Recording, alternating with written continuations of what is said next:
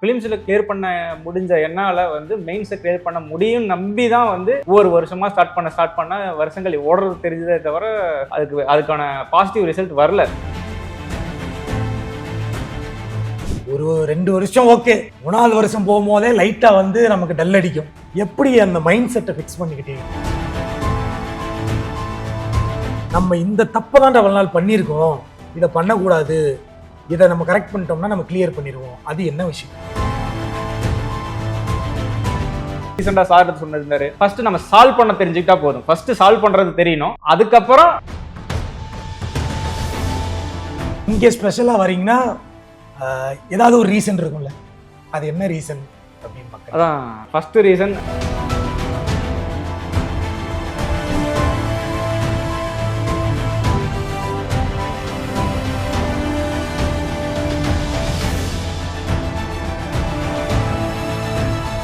வணக்கம் மக்களே, நான் தான் உங்க ஜாக்சன்.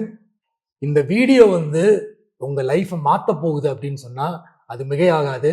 ஏன்னா ஒவ்வொருத்தவங்களுமே படிச்சுக்கிட்டு இருக்கும்போது நம்ம இவ்வளவு நாள் படிக்கிறோம், நம்மள கிளியர் பண்ண முடியலையே, 1 மார்க்ல போகுது, 2 மார்க்ல போகுது, இப்படி வயசாயிட்டே போகுதே நமக்கு, இப்படின்லாம் வந்து ஃபீல் பண்றவங்க கண்டிப்பா இந்த வீடியோ பாருங்க.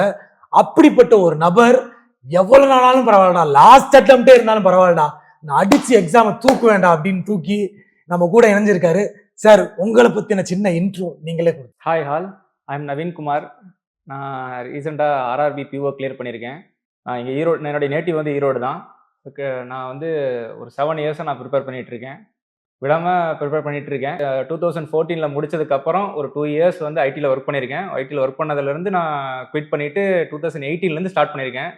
ஸோ 2025 வரைக்கும் இந்த ஜேர்னி வந்து இவ்வளோ தூரம் கடந்து வந்துருச்சு. ஸோ அதுக்கான ஹாப்பி எண்டு வந்து இந்த வருஷம் தான் நடந்திருக்கு. சரி சார், உங்களோட ட்ராவலுக்கு எப்படி உங்களை வந்து மோட்டிவேட் பண்ணிக்கிட்டீங்க? ஏன்னா வந்து ஒரு 2 வருஷம் ஓகே, 3வது வருஷம் போகும்போதே லைட்டாக வந்து நமக்கு டல் அடிக்கும், சரி ஸ்கிப் பண்ணிடலான்னு. எப்படி அந்த மைண்ட் செட்டை ஃபிக்ஸ் பண்ணிக்கிட்டீங்க? அதை சொல்லிக் கொடுங்க, அந்த மந்திரத்தை மக்களுக்கு. எப்படி அந்த மைண்டில் வச்சுக்கிட்டீங்க? இல்லை யாராவது மோட்டிவேட் பண்ணிக்கிட்டே இருந்தாங்களா? இல்லை, நான் பொதுவாக சொல்கிறதுன்னு செல்ஃபாக தான். நான் ஃபஸ்ட்டு செல்ஃப் மோட்டிவேஷன் தான் ரொம்ப முக்கியம். ஃபஸ்ட்டு நம்மளை நம்பணும். நம்ம முடியும், நம்மளால் ஃபஸ்ட்டு ஸ்டார்டிங்கில் நான் என்னால் முடியும்னு நினச்சி தான் நான் வந்து ப்ரிலிம்ஸை கிளியர் பண்ணேன். ப்ரிலிம்ஸை கிளியர் பண்ண உடனே என்னால் விட்டுட்டு போக முடியல. ப்ரிலிம்ஸில் கிளியர் பண்ண முடிஞ்ச என்னால் வந்து மெயின்ஸை கிளியர் பண்ண முடியும் நம்பி தான் வந்து ஒவ்வொரு வருஷமாக ஸ்டார்ட் பண்ண வருஷங்கள் ஓடுறது தெரிஞ்சதே தவிர அதுக்கான பாசிட்டிவ் ரிசல்ட் வரல. பட் ஆனால் விடலை, பாசிட்டிவ் ரிசல்ட் வர வரைக்கும் நம்ம போராடி பார்த்துடணும். ஸோ நமக்கு கடைசி 1% ஹோப் எங்கே இருந்தாலும் சரி, அந்த 1% ஹோப்பு போதும், அதை வச்சு நம்ம ஓடிடலாம். அப்படிதான் ஓடிட்டு சுற்றி நெகட்டிவிட்டி நிறைய வந்துட்டே தான் இருந்தது. ஸோ அதெல்லாம் கவலைப்படலை. எனக்கான அந்த 1% இருக்கு, எனக்கான வாய்ப்பு இருக்கு, ஒரு வாய்ப்பாவது இருக்கு, அந்த ஒரு வாய்ப்பை வச்சாவது நான் அதில் சக்ஸஸ் பண்ணியே ஆகணும்னு சொல்லி தான் இவ்வளோ தூரம் வந்தாச்சு. எனக்கு ஒரு கேள்வி. இப்போ வந்து சில பேர் ஃபர்ஸ்ட் அட்டம்ப்ட்லேயே கிளியர் பண்ணுறாங்க. இந்த 7 வருஷம் நீங்கள் எடுத்திருக்கீங்கன்னா ஏதோ ஒரு இடத்துல ஃபைன் பண்ணியிருக்கீங்க. நீங்க நம்ம இந்த தப்பை தான் அவ்வளோ நாள் பண்ணியிருக்கோம், இதை பண்ணக்கூடாது, இதை நம்ம கரெக்ட் பண்ணிட்டோம்னா நம்ம கிளியர் பண்ணிடுவோம், அது என்ன விஷயம்? கன்சிஸ்டன்சி. ஒரு எந்த இடத்துலையும் நீங்கள் கன்சிஸ்டன்சி மட்டும் விட்ற. நான் கன்சிஸ்டன்சியாக தான் படிச்சுட்டு இருந்தேன். ஆனால் ஒரு கட்டத்தில் வந்து மெயின்ஸ் லெவல்னு ஒன்று இருக்குது. ஸோ மெயின்ஸ் லெவலுக்கு வந்து டிஃப்ரெண்ட் எஃபர்ட் தேவைப்படுது. ஸோ அந்த இடத்த வந்து ரீச் பண்ணோன்னா அந்த இடத்துல தான் நம்ம வந்து தப்பு பண்ணுறோம். எல்லா மக்களும் தப்பு பண்ணுறது அது ஒன்று தான் நான் நினைக்கிறது. மெயின்ஸை பார்த்தோன்னே உடனே வந்து பயந்துடுறது. ப்ரிலிம்ஸை ஈஸியாக கிளியர் பண்ணிட்டோமே, நம்ம வந்து மெயின்ஸுக்கு வந்து அந்த டைமில் ப்ரிப்பேர் பண்ணுறது தவறு. ஒரு எக்ஸாமை நீங்கள் ஸ்டார்ட் பண்ணுறீங்கன்னா, இன்னைக்கு இப்போ ஆர்ஆர்பிஸ் வந்து ஜூனில் வந்து நோட்டிஃபிகேஷன் விடுறாங்கன்னா, நான் ஜூனில் தான் வந்து நான் ப்ரிப்பேர் ஆரம்பிப்பேன், ஜூனில் தான் நோட்டிஃபிகேஷன் விடுவாங்க, அப்போ தான் நான் ப்ரிப்பேர் பண்ணுவேன்னு நினைக்கிறது வந்து தவறு. அந்த எக்ஸாம் நம்ம கிளியர் பண்ண போறோம்னா அதுக்கான முயற்சி வந்து வருஷம் முழுக்க இருக்கணும். அது ஒரு நாள் 3 மாசம் அப்படிங்கிறது மட்டும் இருக்கக்கூடாதுங்க. Super super. ஸோ இப்போ வந்து ப்ரிப்பரேஷனுக்கு போயிடலாம். மக்கள் அதான் எதிர்பார்ப்பாங்க. எப்படி நீங்க ப்ரிப்பேர் பண்ணீங்க, எதுல ப்ரிப்பேர் பண்ணீங்க, உங்களோட ஸ்ட்ராட்டஜி என்ன அப்படின்னு கேட்பாங்க. ஏன்னா நீங்க ஒரு இடத்துல உங்க தப்பை ஃபைன் பண்ணிட்டு ஒரு ஸ்டார்ட் பண்ணிருப்பீங்க, கண்டிப்பா இப்படி இப்படி இப்படி படிக்கணும் அப்படின்னு சொல்லிட்டு. ஸோ கரண்ட் அஃபேர்ஸ், அது உங்களோட ப்ரிப்பரேஷன் வந்து எப்படி இருந்துச்சு, எதெல்லாம் படிச்சீங்க, நீங்க எந்த மாதிரி படிச்சீங்க? கரண்ட் அஃபேர்ஸ் வந்து நான் லாஸ்ட் 4.5 இயர்ஸாக வந்து நான் ஃபாலோ பண்ணுறது வந்து ஆதித்யா சார் தான் ஃபாலோ பண்ணிட்டு இருக்கீங்க. எல்லாரும் என்னால் வந்து செல்ஃபாக ஸ்டடி பண்ண முடியல. ஸோ கண்டிப்பாக வந்து அப்படின்னா என்ன அர்த்தம்னா, நான் செல்ஃபாக வந்து மெட்டீரியல் என்னால் படித்து பொறுமை இல்லை. கண்டிப்பாக பொறுமை இல்லை. மெட்டீரியலை படித்து என்னால் நியூஸை வந்து எடுத்துக்க முடியல. லேட் ஆகுது. ஒரு பேஜை கவர் பண்ணுறதுக்கு எனக்கு லேட் ஆகுது. ஸோ அதுக்கு வந்து ஒரு மென்டார் தேவை. எல்லாரும் சொல்லுவாங்க ரீசனிங் ஒரு மென்டார் தேவை, குவான்ஸுக்கு ஒரு மென்டார் தேவைன்னு. பட் ஆனால் கரண்ட் அஃபேர்ஸுக்கு கண்டிப்பாக ஒரு மென்டார் தேவை. ஒவ்வொரு நியூஸும் வந்து நமக்கு அது புரியணும். லாஜிக்கலா வந்து ஏன் நடக்குது, எதுக்கு வச்சிருக்காங்க, ஏன் கொண்டு வந்தாங்க, யாருக்கு கொண்டு வந்தாங்க அப்படிங்கிற நியூஸை வந்து கரெக்டா எல்லா கண்ணோட்டத்திலையும் சொல்லணும். தெரிஞ்சு வச்சு ஒரு தடவை தெரிஞ்சு வச்சுக்கிட்டா போதும். ரிவைஸ் பண்ணும்போது அது வந்து குயிக்கா ரிவைஸ் பண்றதா இருக்கும். அதாவது சார் சொல்றதுல இருந்து நான் ஒண்ணு தெரிஞ்சுக்கிட்டேன். தெரிஞ்சு வச்சுக்கணும். அந்த வார்த்தையை பாருங்க. மனப்பாடம் பண்ணணும், அதை படிக்கணும்னு அவர் சொல்லல. அதை ஒரு நியூஸா தெரிஞ்சுக்கணும்.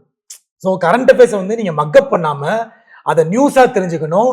ஃபர்ஸ்ட் உங்க மைண்ட் செட்டுக்கு வந்து எப்படி படிச்சா நமக்கு உள்ள போகுதுன்னு பாத்துக்கணும். அதை அடிபட்டு வரக்கூடாது. இப்ப பிடிஎஃப் படிச்சுக்கிட்டு இருந்துட்டு திடீர்னு அடுத்த மாசம் போயிட்டு வீடியோவை பார்த்துக்கிட்டு இப்படி ஒவ்வொன்றா மாத்தி பண்ணக்கூடாது. உங்களோட மெமரி பவர் எவ்வளோ, உங்களுக்கு எப்படி படிச்சா உள்ள போகுமோ அப்படி படிக்கணும். சார் வந்து அதை பிடிச்சிட்டாரு. வீடியோவை படிச்சு அப்படியே மைண்ட்ல வச்சுட்டு கரண்ட் அஃபேர்ஸ்ல எக்ஸாமை கிளியர் பண்ணியிருக்காரு. ஸோ அடுத்ததா ரீசனிங் உங்களோட ப்ரிப்பரேஷன் எப்படி இருந்துச்சு?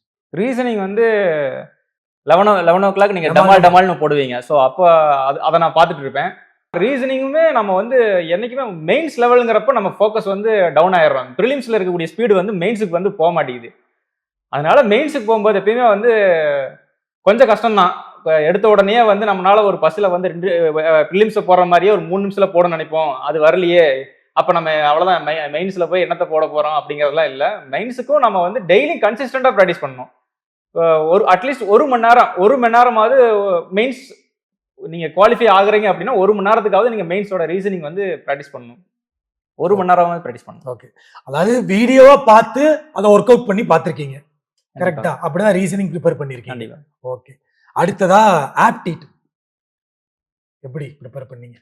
ஆப்டிடியூடும் ஃபர்ஸ்ட் ஆப்டிடியூடுக்கு பற்றி நான் என்ன சொல்லுவேன்னா, சொல்யூஷன் ஃபர்ஸ்ட் நீங்கள் ஒரு ஃபவுண்டேஷன் வந்து ஃபர்ஸ்ட் நல்லா ஸ்டார்டிங் நல்லா கற்றுக்கணும். ஒரு 3 மாதங்கிறது கொடுக்கறதுல ஒன்றும் தவறு இல்லை. ஆப்டிடியூடு, ரீசனிங் எல்லாத்துக்குமே சரி. இந்த ஃபவுண்டேஷனில் வந்து நம்ம நல்லா கற்றுக்கிறதா மேட்ரு. ஸோ டைம் எடுத்தாலும் பரவாயில்ல, ஃபவுண்டேஷனை வந்து நல்லா பேசிக்ஸை வந்து நல்லா ஸ்ட்ராங் பண்ணிக்கோங்க. அதுக்கப்புறம் சார் சொன்ன ரீசெண்டாக சார் சொன்னிருந்தாரு, ஃபர்ஸ்ட் நம்ம சால்வ் பண்ண தெரிஞ்சுக்கிட்டா போதும். ஃபர்ஸ்ட் சால்வ் பண்ணுறது தெரியணும். அதுக்கப்புறம் எஃபெக்டிவான சொல்யூஷனை கண்டுபிடிக்க தெரிஞ்சுக்கிட்டா போதும். ஃபர்ஸ்ட் நம்ம லேர்ன் பண்றோம், சால்வ் பண்றோம், எஃபெக்டிவ் சொல்யூஷனுக்கு போறோம். நீங்க இந்த வீடியோஸ்லாம் பாக்குறீங்களா? சால்வ் பண்ணி பார்க்கறது மெட்டீரியல் என்னென்ன யூஸ் பண்ணீங்க? ஆர் பிடிஎஃப் ஃபைல்ஸ் சால்வ் பண்ணி பார்க்க கொஸ்டின்லாம் வந்து எதில் எடுத்துக்கிட்டீங்க? கொஸ்டின் எல்லாமே மார்க்ஸில் தான் சார். மார்க்ஸ் ப்ராக்டிஸ் டெய்லியுமே ஒரு ப்ரிலிம்ஸ் போடுவேன் சார். டெய்லியுமே ஒரு ப்ரிலிம்ஸ் டெஸ்ட், ஏதோ ஒரு ப்ரிலிம் டெஸ்ட், அது வந்து டெய்லியுமே ஒரு ப்ராக்டிஸ். அதில் மூலமாக தான் நான் வந்து ரீசனிங், குவான்ஸு இதில் 3க்குமே வந்து ஸ்பீடு ப்ராக்டிஸ் வந்து அது ஒரு ப்ரிலிம்ஸ் எந்த டைம்ல போனாலும் சரி. ஏன்னா நமக்கு வந்து டெய்லியுமே ஒரு ஸ்பீடு வேணும் அப்படிங்கிறதுக்காக ரீசனிங், குவான்ஸு, இங்கிலீஷ் எல்லாத்துக்கும் ஒரு prelims test compulsory must. Once prelims result வந்ததுக்கு அப்புறம் கிராஜுவலா வந்து மெயின்ஸ் ஸ்டார்ட் பண்ண ஆரம்பிப்பேன். ஸோ மார்க்ஸ் வந்து யூஸ் பண்ணிருக்கேன். மார்க் டெஸ்ட் யூஸ் பண்ணிருக்கேன். மார்க்ஸை பொறுத்தளவு கைட்லயும் யூஸ் பண்ணிருக்கேன். சூப்பர். ஸோ மக்களுக்கு உங்க எக்ஸ்பீரியன்ஸ்ல நீங்க அடிபட்டு வந்ததுல ப்ரிப்பரேஷன் இப்படி ப்ரிப்பேர் பண்ணுங்க, எல்லாத்தையுமே காமனா சொல்லிருங்க. ஒரு டாபிக்கா போகாம காமனா வந்து இப்படி ப்ரிப்பேர் பண்ணுங்க, யூஸ்ஃபுல்லா இருக்கும்னா ஒரு கொஞ்சம் அவங்களுக்கு சொல்லுங்க. ப்ரிப்பரேஷன் பொறுத்த அளவுக்கு டெய்லியுமே வந்து ஒரு ஷெடியூலை ஃபாலோ பண்ணணும் சார். நீங்கள் வந்து வெறுமனா வந்து ஏதோ ஒன்று படிக்கிறேன் அப்படின்னு இல்லாமல் இப்போ நான் சொன்ன மாதிரி டெய்லி நான் என்னை பொறுத்தளவுக்கு ஒரு ப்ரிலிம்ஸ்க்காக ஒரு ப்ராக்டிஸ்க்காக ஒரு மார்க் நான் டெய்லியும் கண்டிப்பாக போடுவேன். அது போக டெய்லி காலையில் பார்த்தீங்கன்னா ஆதித்யா சாரோடைய கைட்லைனில் பார்த்தீங்கன்னா ஆதித்யா சாரோடைய டிஎன்ஏல ஆரம்பித்து எல்லா செக்ஷனையும் நான் கவர் பண்ணுவேன். ஒரு செக்ஷன் ஒரு நாளைக்கு இதுதான் படிப்பேன், ஒரு நாளைக்கு வந்து நான் கரண்ட் அஃபேர்ஸ் மட்டும் தான் படிப்பேன், இன்னும் 2-3 நாளைக்கு கரண்ட் அஃபேர்ஸ் வச்சிருப்பேன், அதுக்கப்புறம் 2-3 நாளைக்கு வந்து ரீசனிங் படிப்பேன். அப்படி இல்லாமல் எல்லா நாளும் எல்லாத்தையுமே கவர் பண்ண ஆரம்பிச்சிருவேன்.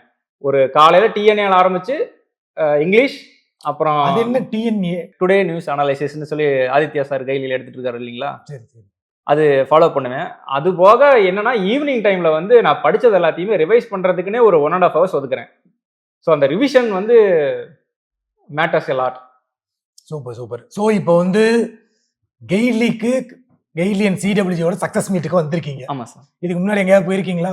இல்லை சார், இதுக்கு அப்போ முன்னாடி இங்கே ஸ்பெஷலாக வரீங்கன்னா ஏதாவது ஒரு ரீசன் இருக்கும்ல, அது என்ன ரீசன் அப்படின்னு மக்கள். அதான் ஃபர்ஸ்ட் ரீசன் ஜாக்சன் அவரோட எனர்ஜி, அந்த எனர்ஜி மோட்டிவேஷன், செல்ஃப் மோட்டிவேஷனுக்காக தான் ஃபர்ஸ்ட் வந்து வரணும்னு நினைச்சது.